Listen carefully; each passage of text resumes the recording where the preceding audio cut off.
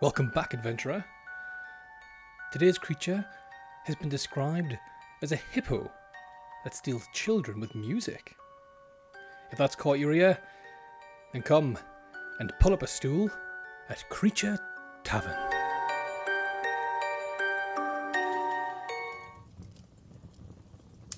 Welcome back, adventurer, and thanks for stopping by.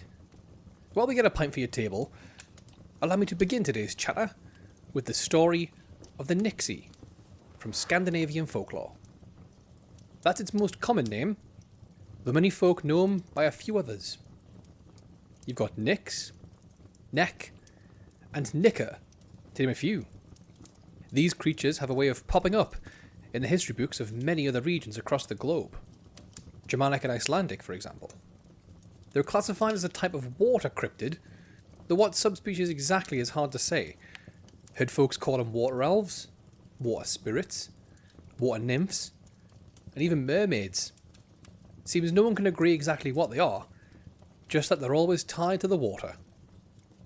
The appearance of a Nixie varies wildly depending on who you ask, especially among the male variety. This makes their true appearance a difficult thing to draw. However, some consistent features and depictions emerge if you read enough lore. Nixies may appear human, definitely from afar, but once you get a little closer, you'll start to notice some subtle differences. They don't quite sit right with you, like a slit in their ear, and possibly even a wet skirt. In some fables, their eyes are wide and flat, like you'll see on a fish, or they'll have webbed hands and feet. Their hair and skin are said by some to take on a green or blue hue. One fella, a few weeks back, described a Nixie he saw resembling an old human woman with green teeth, green skin, and green hair. Not too dissimilar to Jenny Greenteeth, we spoke about in a previous visit. Male Nixies are sometimes depicted as elegant men, and they'll either be seen in fine clothing or completely stark naked. There's no half measures with this lot. Often said to be playing the violin. In some accounts, they've taken on unusual forms like a horse. Even had some folks reference one appearing similar to a hippopotamus. So if a running with a hippo that's also a trained violinist tickles your fancy, then unsurprisingly, you'll want to mark all the water points on your map and set in search. They adore the wet stuff, with folks telling me they've spied a Nixie in rivers, brooks, ponds, streams. Seems like pretty much anything greater than a puddle will do.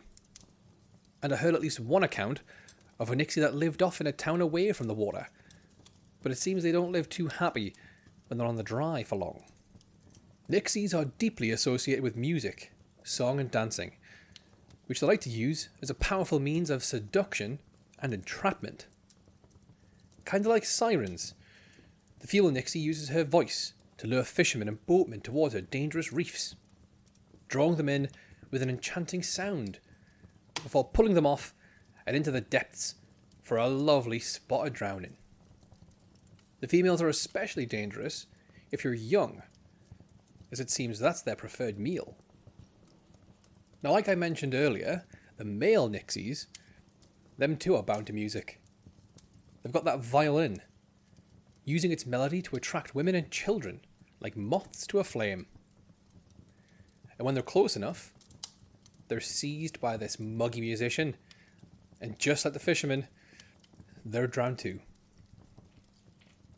Law states their music holds a particular allure for pregnant women and unbaptized children.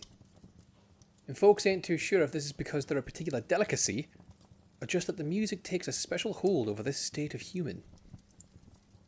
However, in my research, I came across a canny rare tradition that says if a person offers the Nix a gift, in particular 3 drops of blood, doesn't say whose, a black animal, could be a bird, cat, skunk, really whatever you've got, and some Brennivin, that's a lovely Icelandic spirit also referred to as Black Death, or a type of wet snuff known as snus, the Nixie might just teach you to play your violin with supernatural skill that's said to make even trees dance and waterfalls pause in response. A canny power to have. And it ain't just music in the Nixie armory. They're also skilled shapeshifters, especially in the male form. They can assume a wide variety of shapes, including human, fish, snake, and horse, as well as some rather unique forms we haven't seen before in the tavern, like treasure, or floating objects. Those last two are designed, I suspect, to lure unsuspecting victims near the water's edge for an easy grappling. The female Nixie, while less prone to such varied shapeshifting, is typically described as having the tail of a fish to further reinforce her aquatic identity. And in some stories, Nixies display vocal mimicry as well, especially the sound of a crying child. They've got that one down to a perfect art. They'll use this impressive impersonation to evoke sympathy among folks walking by the local waterways, drawing them in close before lunging out and pulling them below. They're also known to be easily angered, and that throwing stones into the water is seen by them as provocation. And in retaliation, Nixie may just conjure up a fierce wind, because of course, they have the power to control the weather. Lore says they can run up all sorts of stormy trouble. But I gotta say, there's one talent I didn't expect a Nixie to have. It's like a kind of clairvoyance. These stories I've seen say Nixie will walk into a specific spot in their lake, release a single, devastating scream, and then walk off. Later that day, at the exact same spot, a drowning will occur, entirely naturally. This most unusual behaviour suggests a connection to preordained death, perhaps. However, Nixies aren't always out singing. They've got a favourite night for that. Thursdays. Like us here at the tavern, seems they know that's the spookiest night of the week. And not only that, their presence also seems to be seasonal. Folks said Nixie tend to be most active during Midsummer's Night and on Christmas Eve. Personally, I'm more of a Halloween guy myself. But Nixie, they just can't seem to stay away from the tinsel and lights. Or maybe it's that alluring smell that tempts all fish. A freshly baked Christmas pudding.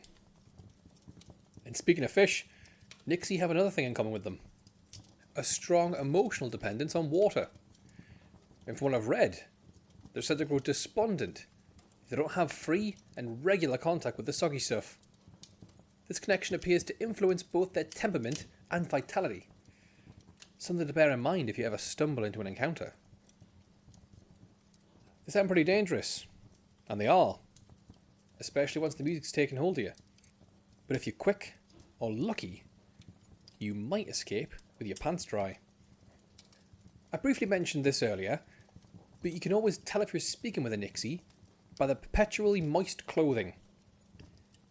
It could be the sunniest day and the driest heat you've ever experienced, and their garments will remain saturated. In this case, you could act appropriately confident that you're dealing with a Nixie. This trick doesn't work on rainy days, mind, for obvious reasons. Or if you're able, get a Nixie to fall in love with you. In every tale I read, the lovesick never drown, so you can say goodbye to that possibility and hello to a fast-moving relationship, as the Nixie will in all likelihood move in with you almost immediately. And just as you begin to realise your love was true all along, they'll slink off in the night back to their waters. If you remember what I said earlier, without constant access to water, Nixie grow melancholy. It seems their heart belongs to the lake, and yours, well, it's probably broken. But at least you ain't sleeping in wet sheets anymore. And with that, we're finished with our creature for today.